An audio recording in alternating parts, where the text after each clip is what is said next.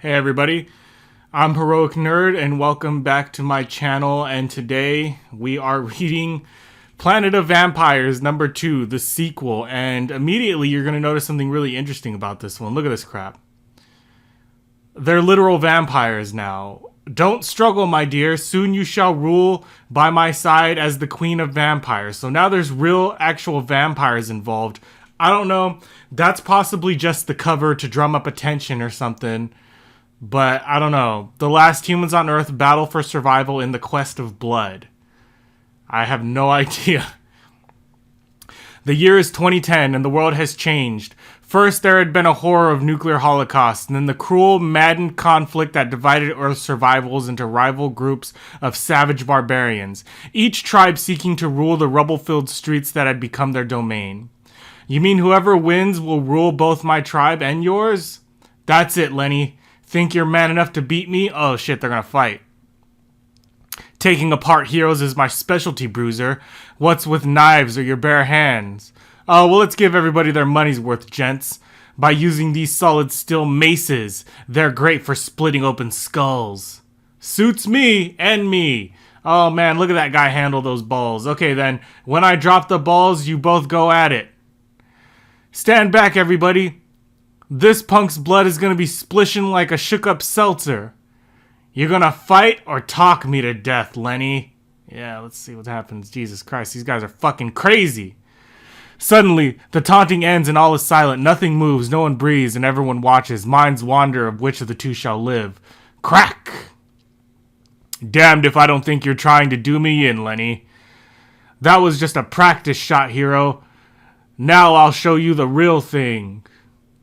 And among those who stand observing the grim death struggle are Captain Chris Galland and his wife Alyssa, two astronauts who had left behind an Earth's beauty and splendor, and returned from their Mars mission to their now desolate home, a world scorched by some great chemical atomic war.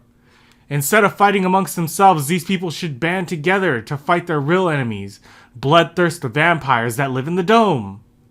Oh, Chris, the war seems to have left everyone touched with a little madness. They all seem to have an insatiable hunger, a quest for blood. Fuck yeah. I'm liking it so far. Damn it, Bruiser, you move faster than a rat with its tail on fire.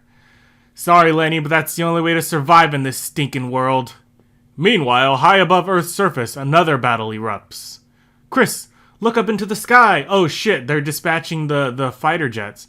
I see them, Alyssa. It's our fellow astronauts in that floater craft they stole from the dome, and they're being pursued. Oh, Chris, is there no end to this madness? First, the four of us were held captive by the blood-sucking dome dwellers. Then Craig and Brenda escaped from the dome by air while we fled on foot. And now, there's your recap from previous issue. Now they're engaged in aerial combat while we're in the midst of gang warfare. Yeah, well, you root for your partners up there. Well, I cheer for Bruiser down here, 'cause I don't think we'd enjoy being part of Lenny's tribe. Enough! You've had your chance at bat, Lenny. Now it's my turn. What happened? Okay, I'm down. What are you waiting for, Bruiser? Kill me. Well, what's wrong with me? He'd have killed me without much of a second thought. But I can't do it. Get up, Lenny. Huh? Why didn't you finish me off? You trying to show everybody what a noble guy you are? Listen, Lenny, and listen good. We've got to begin acting like civilized humans again. Before we can do that, we've got to go after those dome-dwelling vultures. Huh? But aren't you getting your wires mixed? They're the hunters, and we're the hunted. I wouldn't say that. They don't seem that tough. I know that. Right after the war, those vampires built their elite structure to keep riffraff like us away. Only their plan backfired. By living outdoors, we developed a natural immunity to the diseases created by chemical and biological weapons used in the nuclear war. Thus, their only means of survival became to hunt us down.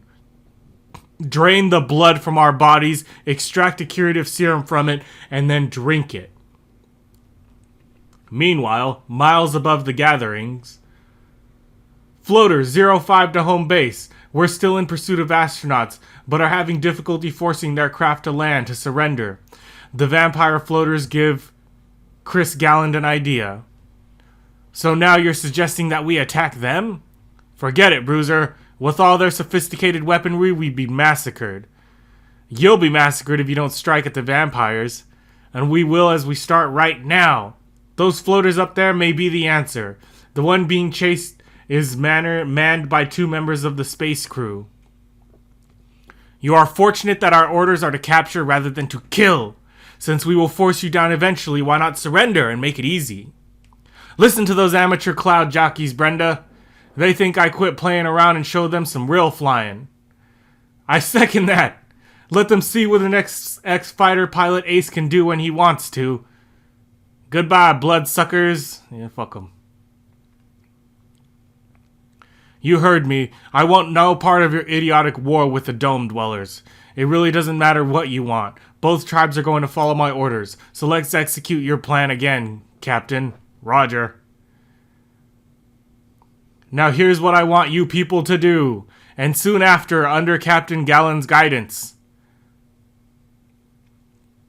Hey, what's going on down there, Craig? Beats me. Could be those street people are conducting some kind of ceremony. Wait a minute. It's a homemade torchlit landing strip. Right on, baby. You win the cigar. Old Captain Chris is telling us to set down. Man, that flyboy is one smart cookerino.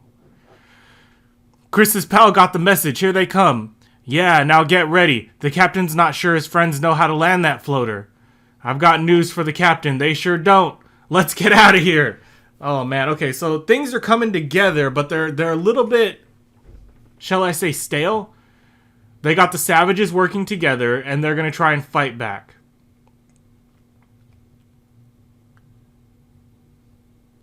Darn, this mess of mechanisms has a mind of its own. She's finally slowing down. Stay with her, Greg. He did it. The craft is stopped. Now I've got to work fast. That was all pointless. That's pointless dialogue. There's a lot of pointless dialogue in this. What's your big interest in the floater's motor? These machines operate on atomic power.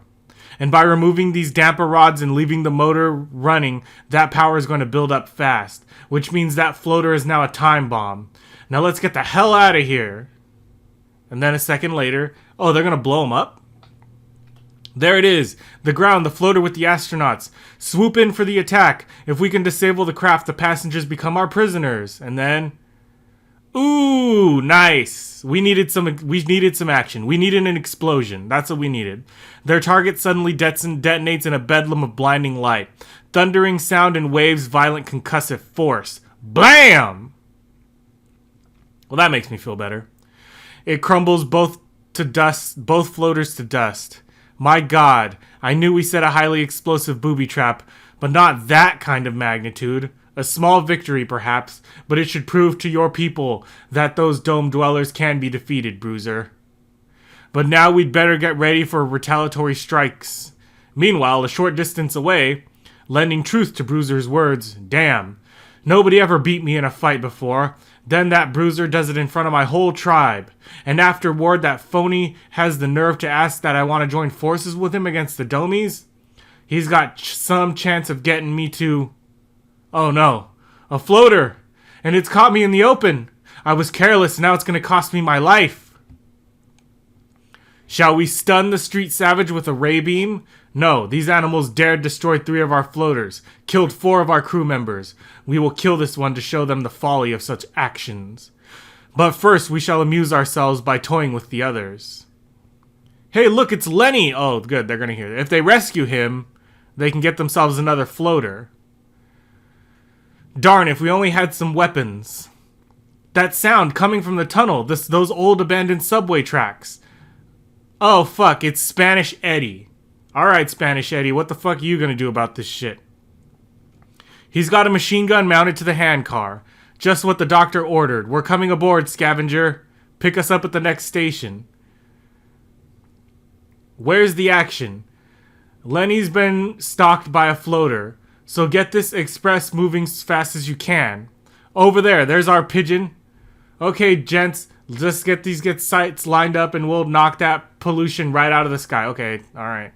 Did they do it? What? Oh man, that was easier than I thought. Bullseye, score 1 for the good guys.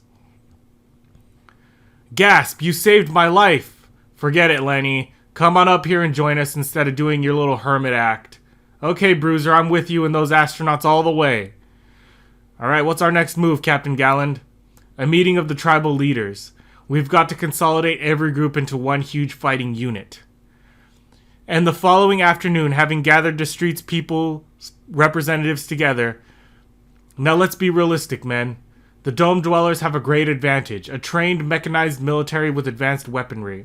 After the war, they were busy while you people were sitting around on your butts. So there's a lot of catching up to do. Therefore, abandon airports where your people could gather parts to build fighter planes, machine shops with equipment that could be used for making firearms. Then we get the picture, Captain, and there's no denying that this is something we've begun years ago. So let's not waste any more time by talking. I'll start by having my tribe. Huh? Beans, it's too late. You woke us up too late, Captain. Look up there. The Dome Dwellers are attacking in full force. Totally unprepared for the vast armada of superior equipped Dome Dweller forces. The street people led by Captain Galland meet their enemy head on, and with the pitifully primitive weapons, battle savagely gallantly, every man a separate fighting unit, a fearless hellion of maddening fury. Amid the cackling gunfire, flashing steel, and eerie screams, casualties mount, and a mountain forms as the conflict rages on, a mountain of cold and bloodied corpses. Holy shit, that did not work out. I thought for sure, I was like, well, okay, they're going to build fighter pilots, they can go up, they can shoot them down, they can fire missiles into the fucking dome, but no, they just end up getting slaughtered immediately. Mother of God. Our men, what chance did they ever have against the domes, the heavy armaments and firepower? I bid you greetings, ladies. Perhaps you'll be flattered to know that our leader has a particular interest in pure blood strains of females, for purely scientific reasons, of course. We thereby intend to honor you both by having you mate with our more civilized male of our group, and our own leader will be the first. Come. Holy shit. That dude, they're literally going to rape those girls. Use them as, I don't know, breeding cows? I don't know. Meanwhile, as the bloody warfare ends, exhausted survivors of the defeated street warriors are rounded up and herded on board a transport for shipment back to the Dome Dwellers' laboratories. But overlooked among the hundreds of corpses on the battlefield, Captain Chris Gallo slowly regains consciousness from the blow he had received during the fray. What? That rotten parasite is drinking blood from the corpse of one of our men. Wait, please! For what? I'm going to end your miserable existence right now, vampire. No, I had to do it. You and the other astronauts caused us to seek fresh blood in this manner. You destroyed our laboratory, and it takes time to build another. Some of us couldn't wait. We're getting sick. Chris, listen. I just learned that the Domies have captured our wives. You filthy animals! If those vampires cause any injury, bruise just one finger of either girl, I'll dedicate my life to killing every last one of them. Amen, Chris. Amen. The next one, man. There's one more issue, and it's apparently going to end it. But man, we went through this issue really fast. It's like, I don't know why, but this was like really fast paced, and it got us through. But that's it. Next issue is going to be the end of it. Either they defeat the vampires or they're defeated, or if we're very unlucky, it ends in a cliffhanger. But I don't know. We'll see in the next one. But anyway, for this one, it's over. That's it. If you liked reading this comic with me and you want to read more comics with me, like the video, subscribe to the channel, and donate to my Patreon so I can do even cooler stuff. But until next time, nerds, stay heroic.